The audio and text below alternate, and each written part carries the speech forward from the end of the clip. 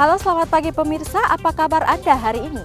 Senang sekali dapat menjumpai Anda dalam berita Papua hari ini. Saya Yuni Rumbarar bersama tim redaksi telah menyiapkan sejumlah berita menarik dan aktual bagi Anda. Berikut 3 berita utama.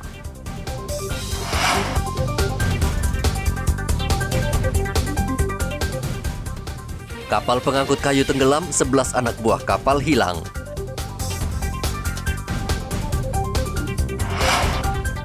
Penganiaya kepala rumah sakit TNI di Merauke mengaku kesal tak diizinkan cuti.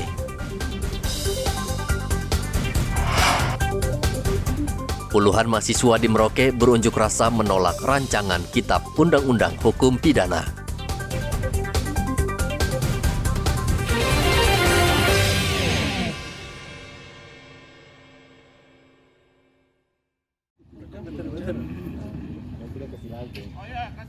Kapal pengangkut kayu KM Usaha Baru yang bertolak dari Sorong tujuan Timika Kamis kemarin tenggelam di perairan distrik Amar. Kapal membawa 30 kubik kayu dan ABK berjumlah 18 orang. Saat kapal melintas di perairan Amar, Kabupaten Mimika, kapal dihantam ombak besar dan akhirnya tenggelam. Dalam kejadian tersebut, 7 orang berhasil menyelamatkan diri, namun 11 orang lainnya belum ditemukan sampai berita ini disusun. Dan informasi yang kami terima dari ke-18 kru yang onboard di kapal berhasil ditemukan oleh masyarakat, yaitu 7 orang. Tentunya masih ada 11 orang yang masih dinyatakan hilang oleh masyarakat. Tim SAR sudah menerjunkan anggotanya untuk melakukan pencarian, dibantu tentara dan polisi. 7 ABK yang selamat saat ini masih dirawat di Rumah Sakit Umum Mimika. Dari Mimika, Papua, Igobat Momolin melaporkan.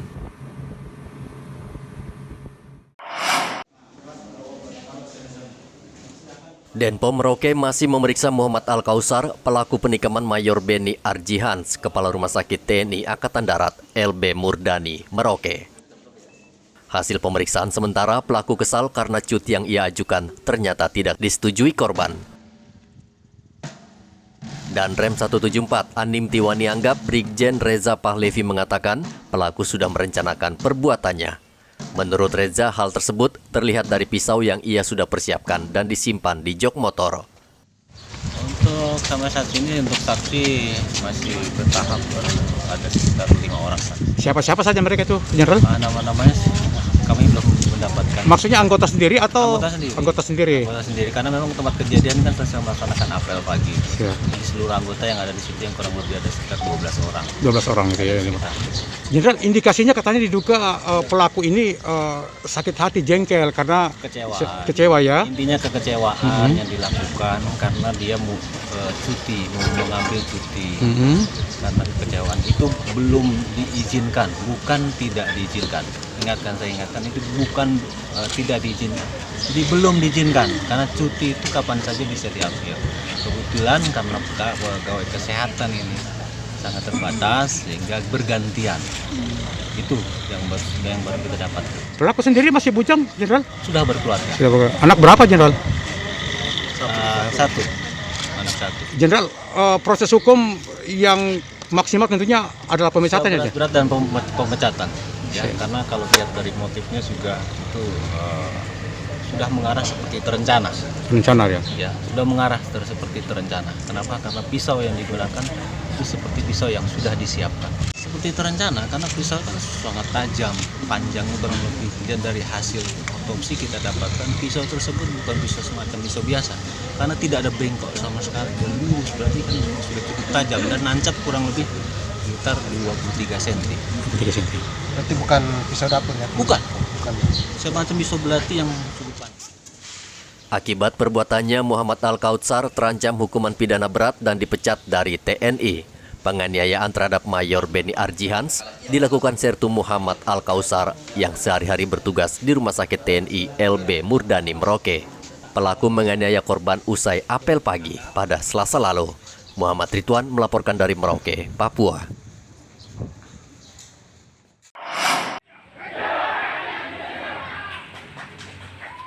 Aliansi Mahasiswa Merauke kembali menggelar unjuk rasa penolakan RKUHP di gedung DPRD. Mahasiswa bergerak dari Monumen Kapsul Waktu menuju gedung DPRD sambil melakukan orasi. Sempat terjadi ketegangan antara mahasiswa dan anggota DPRD saat mahasiswa memaksa masuk ke gedung untuk berdialog dan menyerahkan petisi. Mereka berharap petisi bisa disampaikan langsung ke anggota DPRD dan Kemenkumham. Setelah bernegosiasi cukup panjang, akhirnya mahasiswa diterima masuk oleh Wakil Ketua DPRD. Saya di sini kita sudah atur semua dengan aksi yang terorganisir yang kemudian telah disepakati oleh teman-teman semua. Kita masuk di gedung ini untuk melakukan pembacaan dan penyerahan petisi. Sepakat kawan-kawan? Maka itu yang kami mau. Saya harap di sini kita sudah bentuk juru bicara kita, yaitu Saudara Andika dan Zed. Silakan, mungkin bisa langsung dibacakan dan kemudian kita lanjut kepada penyerahan petisi dan penandatanganan. Sepakat kawan-kawan? Wakil Ketua DPRD Almarotu Solikan berjanji akan membawa aspirasi mahasiswa ke Jakarta. Iya, karena kita sudah membuat PDF dan karena Pak Ketua posisinya ada di Jakarta bersama Pak Wakil Ketua juga.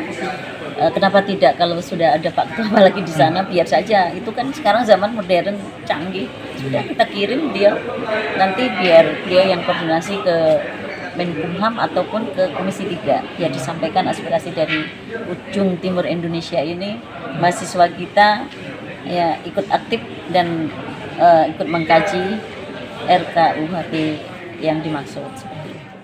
Mahasiswa mengancam akan kembali turun ke jalan untuk mempertanyakan hasil petisi yang mereka ajukan ke DPRD. Mereka menolak pengesahan RKUHP yang dinilai tidak demokratis karena terdapat sejumlah pasal yang bisa mengebiri demokrasi, salah satunya mengatur tentang penghinaan pada pejabat. Muhammad Ridwan melaporkan dari Merauke, Papua.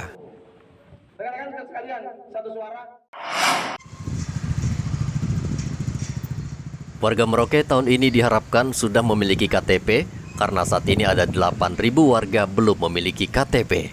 Menurut catatan Dinas Kependudukan Catatan Sipil Merauke, sebagian besar warga yang belum memiliki KTP menetap di kawasan terpencil dan ini menjadi salah satu kesulitan di Sdukcapil untuk menjangkau dan melayani warga.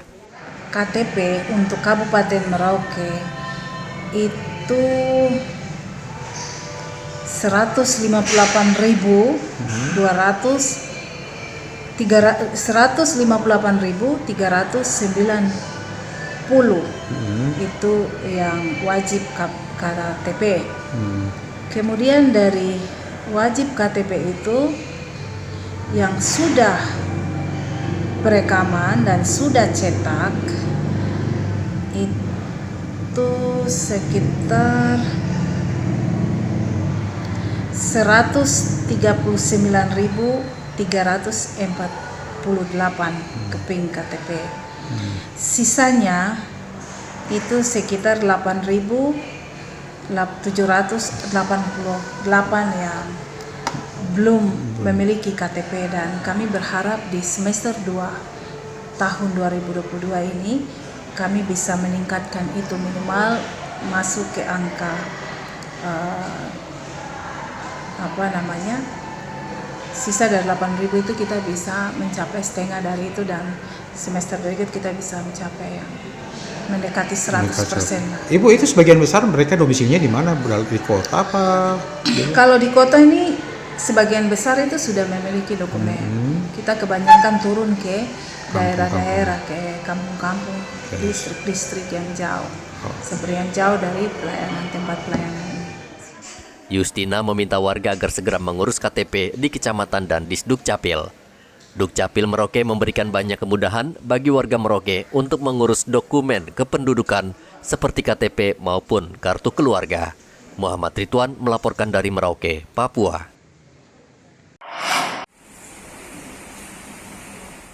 Kementerian Agama telah menentukan Hari Raya Idul Adha tahun ini yang jatuh pada 10 Juli. Keputusan ini diambil berdasarkan rapat bersama. Selain itu, Kemenak juga sudah menentukan 5 lokasi sholat Idul Adha. Kelima lokasi seluruhnya berada di lapangan terbuka. Terkait takbiran, Kemenak mengizinkan tetap dilaksanakan, namun dengan mengutamakan protokol kesehatan dan keamanan bersama. Sama-sama memberikan kepastian bahwa tanggal 10 Juli itu adalah pelaksanaan Idul Adha, sehingga Lebaran jatuh pada hari Ahad tanggal 10 Juli. Sebetulnya banyak masjid yang sudah menyatakan untuk melaksanakan di tanggal 10, tapi yang dikoordinir oleh BHDI pertama adalah Masjid Raya, kemudian lapangan reklamasi, kemudian gelanggang olahraga, lapangan apel wali kota, kemudian yang satu karena 5 titik gedung keuangan tidak jadi. Itu olahraga di mana? Iya, jadi 5 titik. Untuk pelaksanaan takbir sendiri Pak bisa dijelaskan Pak? Ini kan masih masa pandemi juga gitu. Iya.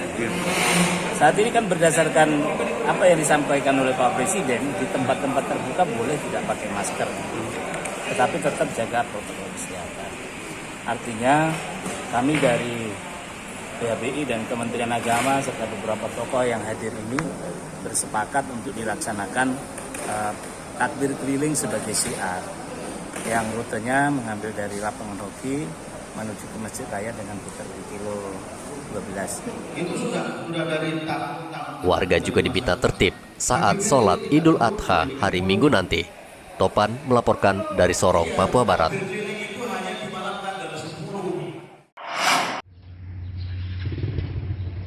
Kabupaten Mimika mendapatkan pasokan obat anti malaria sebanyak 400 box.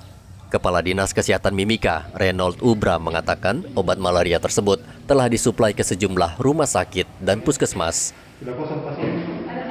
Ya, pada minggu lalu kami terima 400 box dan kami distribusi ke fasilitas kesehatan kayak di rumah sakit mitra masyarakat, juga RSUD Mimika, dan juga untuk puskesmas. Tentu saja dengan stok yang terbatas, kami membuat kriteria. Pertama, DHP itu kita kasih, itu difokuskan untuk anak-anak. Yang kedua, itu betul-betul untuk ibu hamil yang terdiagnosa malaria. Jadi kita membuat kriteria-kriteria supaya penggunaan obat DHP di masa krisis ini itu bisa benar-benar efektif. Semoga minggu kedua bulan Juli, berarti minggu depan kita sudah bisa mendapat stok obat malaria biru, obat DHP itu sudah bisa kita terima dari Dinas Kesehatan Provinsi. Berapa banyak pengajuan dari Kabupaten Mimika ke Provinsi? Kalau kita rata-rata setiap bulan itu 12.000, 12 sampai 15.000. Nah, mudah-mudahan box ya? Box. Jadi sebenarnya hari ini meningkatnya kasus malaria, pertama adalah memang karena ketidakpatuhan masyarakat minum obat. Yang kedua, kita sekarang ada masuk ke musim penghujan, di mana kalau genangan air banyak dan jentik nyamuk, sebenarnya jumantik itu, juru pemantau jentik itu bisa dari dalam rumah sendiri gitu. Nah, tapi ada second line, yaitu obat kina. 2 pekan lalu Kabupaten Mimika sempat kehabisan stok obat malaria. Kadinkes meminta warga menerapkan pola hidup sehat dan bersih sehingga terhindar dari penyakit. Dari Mimika, Papua, Igobat Momolin melaporkan.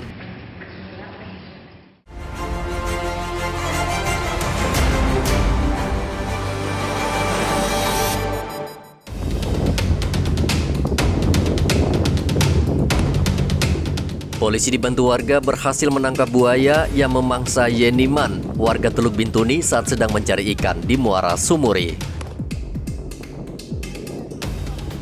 Dan benar, setelah perutnya dibelah, jasad Yeniman ditemukan di dalam perut dalam keadaan sudah terpotong-potong bersama dayung yang ia gunakan untuk memukul buaya.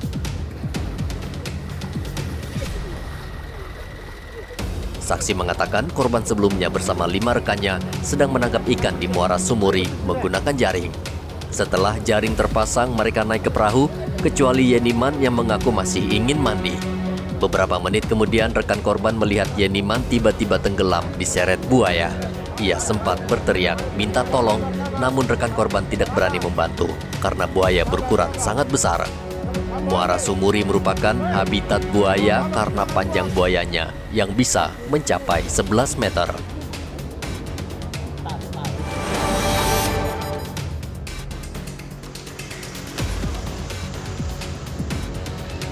Diduga karena kesal, seorang tentara di Merauke menganiaya atasannya hingga tewas.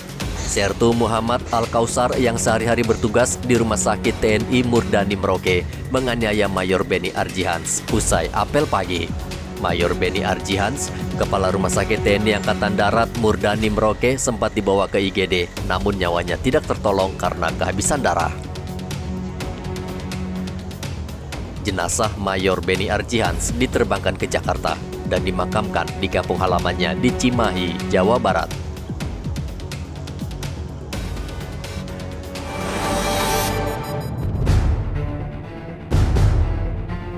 Seorang warga bernama Suryadi dianiaya orang tak dikenal di kawasan penambangan rakyat Distrik KW, Kabupaten Pegunungan Bintang.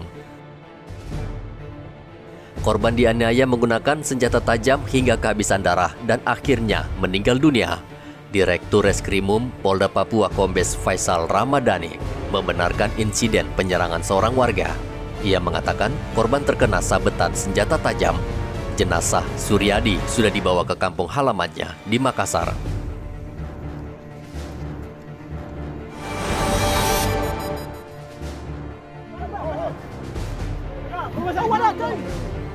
Seorang warga tewas dalam kericuhan yang terjadi di halaman kantor Bupati Paniai. Kericuhan terjadi saat rapat pemilihan kepala kampung. Sekelompok orang yang tidak puas melampiaskan kemarahan dengan merusak fasilitas di kantor bupati. Karena bertindak semakin anarkis, polisi terpaksa menembakkan gas air mata agar massa bubar. Namun massa semakin beringas sehingga polisi melepaskan tembakan peringatan ke udara. Diduga peluru yang dilepaskan aparat salah sasaran dan mengenai Donatus Nawipa, salah satu warga yang ikut dalam aksi protes. Selain jatuh korban jiwa, 2 orang lainnya terluka dan masih dirawat di Rumah Sakit Umum Daerah Paniai.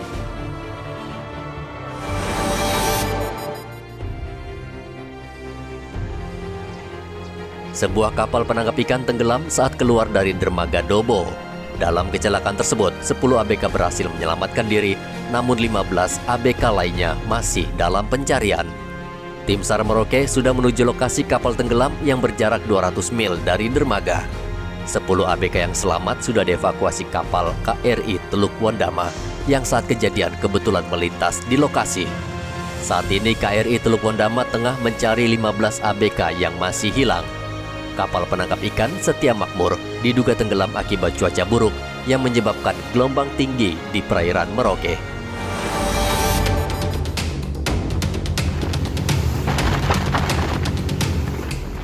Sebuah kapal penangkap ikan bernama KM Bulu Saraung mengalami kebocoran saat sedang mencari ikan di perairan Arafuru, Merauke.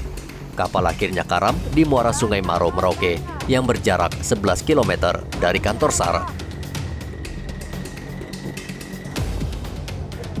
Tim SAR bergerak cepat menuju lokasi dan mendapati setengah badan kapal sudah terendam air akibat bocor.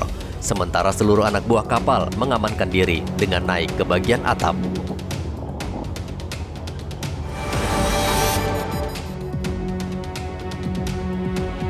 Polisi menangkap seorang aparatur sipil negara ASN yang diduga membawa senjata api beserta 615 butir peluru berbagai jenis. Pria berinisial AN ditangkap polisi saat melakukan patroli rutin. Polisi sejak awal sudah mencurigai pelaku yang saat itu mengendarai sepeda motor. Ketika dihentikan, polisi menemukan 1 pucuk senjata api rakitan jenis FN dan 615 butir peluru berbagai jenis. Polisi mencurigai ada jaringan yang memasok dan membiayai pelaku dan bisa saja melibatkan oknum aparat keamanan.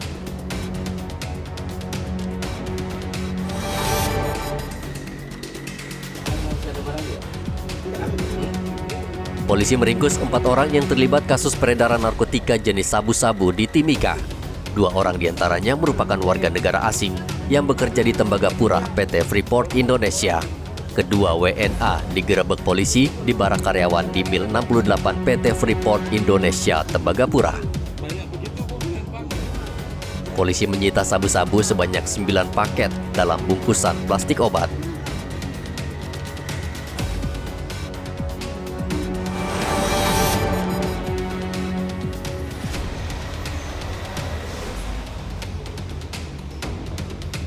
Tenaga kerja honorer yang tidak lolos dalam pengangkatan ASN di Mimika terus mempertanyakan nasib mereka.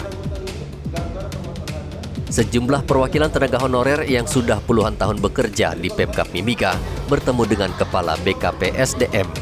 Mereka membawa spanduk yang berisi protes terhadap formasi 600 yang menurut mereka tidak sesuai kenyataan. Mereka menduga banyak nama tenaga honorer yang dimanipulasi. Dalam pertemuan itu, perwakilan honorer menyerahkan bukti dugaan pelanggaran ke Kepala BKP SDM, Ananias Faut.